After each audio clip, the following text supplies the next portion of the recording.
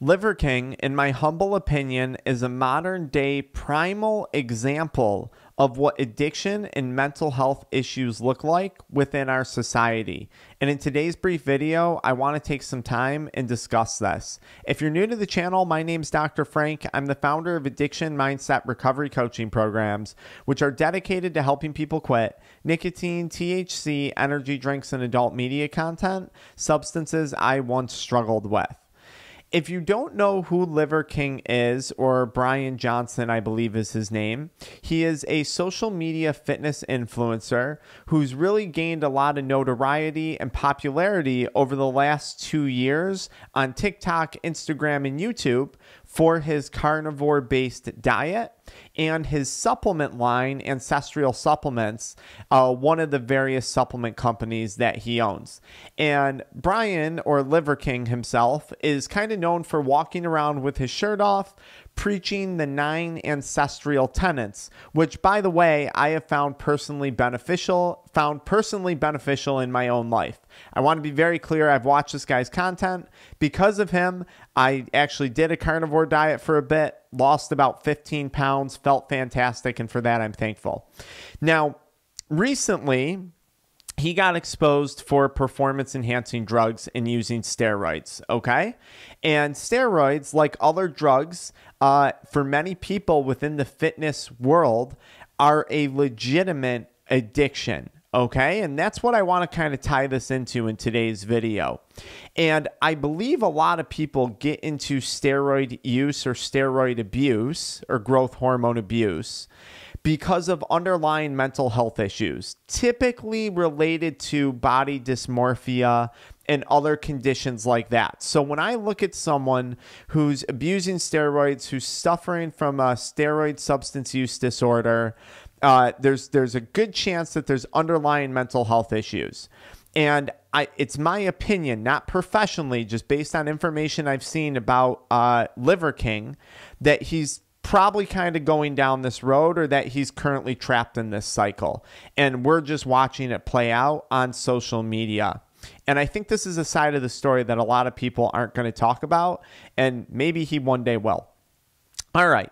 So he adamantly denied steroid use for the longest time. You've never taken steroids? Never taken steroids. I've never done PEDs other than prioritize, execute, and dominate in life. Fast forward, he's now admitted that he's used steroids. I fully own that I fucked up. I am as sorry as a man can be. And all I can do is take extreme ownership right now, be better, and lead myself to a better life as a better human. Now, how all of this information leaked was through a YouTube channel that I was actually once on. They did a video on me about it, at least, for my pre-workout addiction, with Derek from More Plates, More Dates, okay? And he basically, a bunch of leaked emails had come across his desk, and he exposed Liver King. Liver King was saying, you know, look, I can't stop working out. I work out 2 to 3 times a day, which for me sounds like an addiction, okay? And he's saying, I have all this stuff, and I want to know how to best stack these different layers of PEDs, or performance-enhancing drugs. And there were several emails that got leaked, okay? Tons of them. Now, one of the aspects of this story that I just want to say really quickly that I really disagree with and am disappointed in, but I understand why he did it. It's probably going to work to his benefit. Derek from More Plates, More Dates is a fitness coach. And Brian, Liver King himself, had emailed Derek a while back. And Derek just kind of lost this email in his inbox, basically asking for advice, confidential advice on his cycles and his usage. And I think as a coach or as a professional, you should never release information like that. I don't care who it is, what it's about. I don't think ethically that's ever warranted unless you're preventing, like, you know, a terrorist attack or something really, really devastating from happening. I understand maybe you could justify Liver King was ripping people off with his supplements, kind of saying, you know, this lifestyle and promoting it, but I don't think it was warranted. Anyways, I digress. Here's where things get really screwed up. And I think anyone with addiction can kind of relate to this. And I know, being someone who's in recovery from addiction, I have lied before.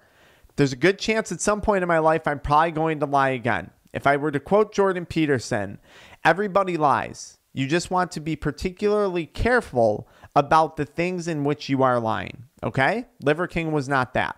There's two types of lies that occur. Okay? And this is where I think Liver King is going to run into some real trouble. There's lying when only you know that you're lying. So you lie to someone, right? So your wife calls, she says, hey, can you pick up water on the way home from work? Can you pick up sparkling water?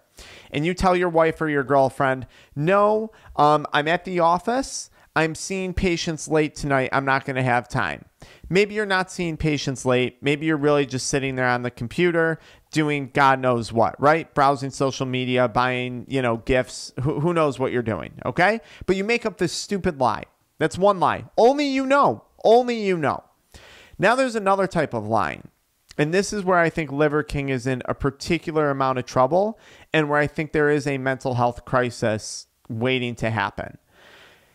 Many times he has featured his wife and his children on his social media. There's no question in my mind that at the very least his wife is aware of his steroid usage. Okay? No question in my mind.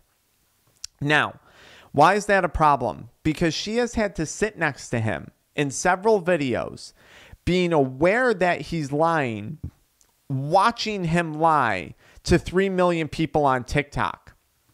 If you have ever been in a lie with someone else, right? If you've ever dragged someone else into your lies, so you tell a lie and you drag someone else into it. They now know you're lying and they're going to lie with you. They're going to cover it up with you.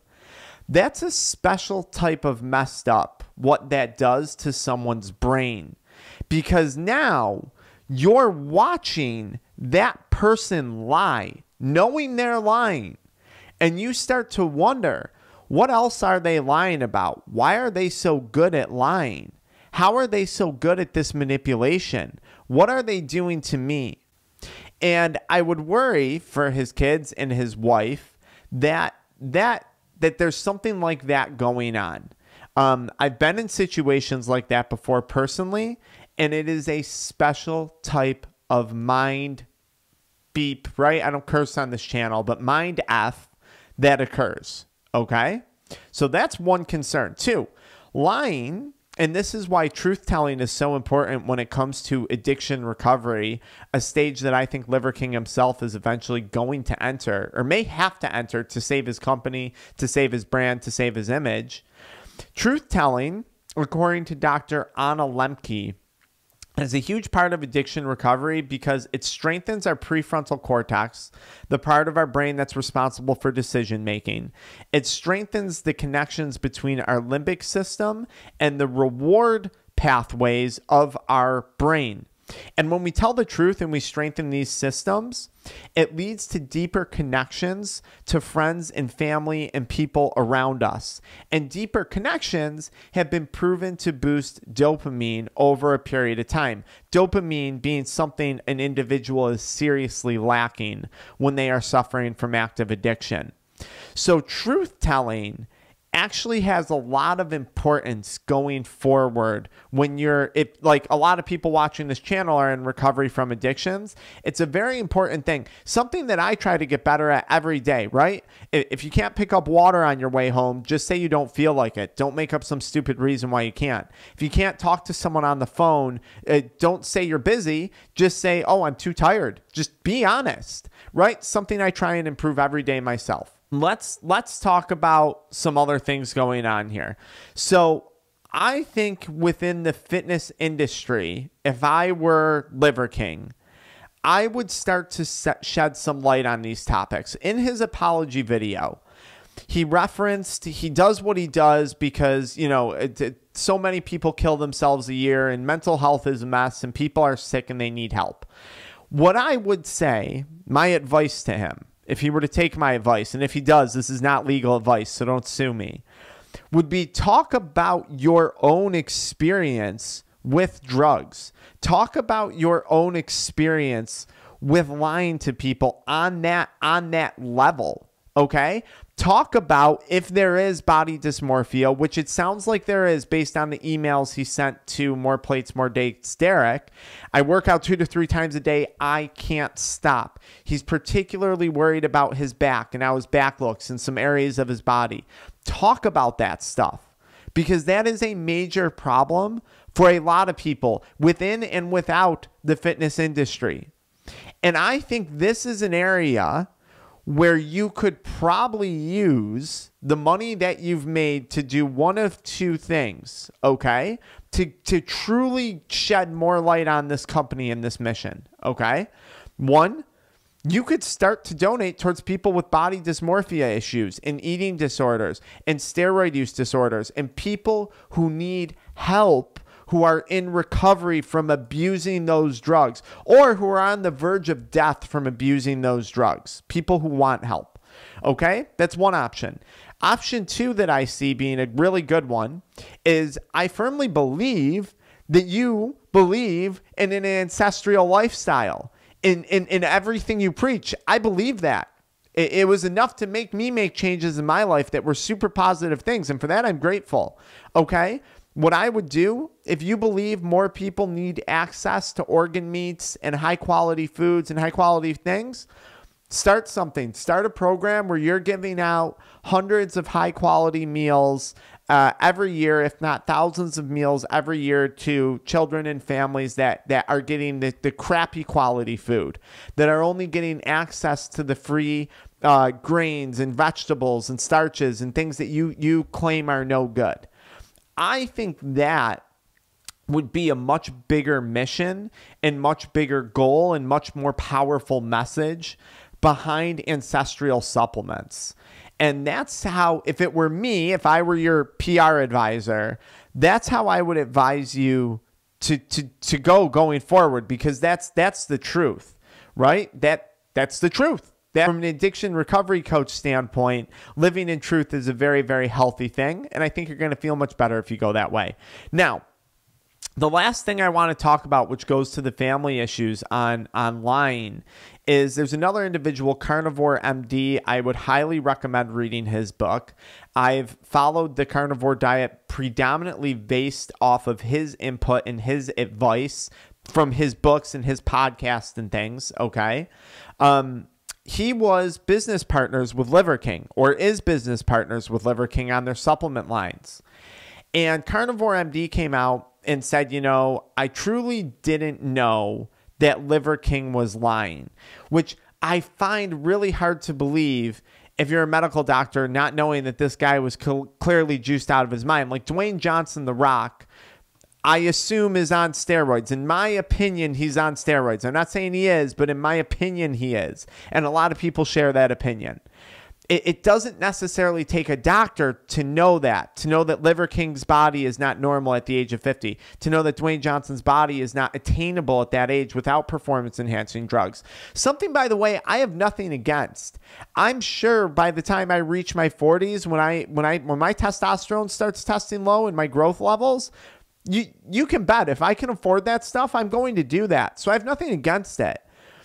Anyways, Carnivore MD is his business partner. And this goes back to that special type of lying where I think if he did know and he had to watch Liver King lie day in and day out, and I was his business partner and I knew that he was lying, like, I would be ungodly uncomfortable from a business standpoint. Like, what are these supplements legitimate? Is there money missing? Is there other things going on? That's just where someone goes in their head. That's why people who suffer from addiction have such a hard time building back trust of people that they love or friends and family, because they've burned so many people in addiction, right? With the lying. And I'll kind of end this video on this note. I think this is a prime example of the power of addiction, okay? And I think in Liver King's situation, it goes both. We can see both sides, the positives and the negatives, okay? The negatives is stopping at nothing to continue to feed that addiction, not caring what's in your way, not caring who you're lying to. Even if your family has to go through it with you, addiction will drag everyone through the mud. Addiction does not care. Okay? Mental health does not care. So that's why it's so important to get help for this stuff and talk about it. Now, on the flip side, I think we also saw this guy's addiction and drive, that addiction mindset, as I like to call it, create an incredible brand. And if you believe in his message, and if he believes in his message, which I'm confident he does, an incredible message for people: eat better, do hard things, be physically active, get away from social media, try and live your best life. That's great advice. That's great advice at the end of the day. Advice that I've benefited from watching his stuff, knowing damn well that he was on a ton of steroids and stuff like that, because how could you not know? So there you go. Just that's my take on the Liver King situation. That's my take on the importance of truth telling, the detriment that lying does to the brain, especially in addiction recovery, and just kind of the Liver King situation. Again, Liver King, if you watch this, it's not legal advice. It's not PR advice. It's just how I would pivot if I was in that situation. I think living in truth and creating something even more powerful than you already have behind your message, putting a real movement behind it, feeding people who can't afford higher quality food, or maybe doing a subset of getting people in the fitness community the mental health support that they might need, because this is a big issue. I think that's something to take on. I think that's a beautiful thing. Okay, I hope you guys enjoyed this.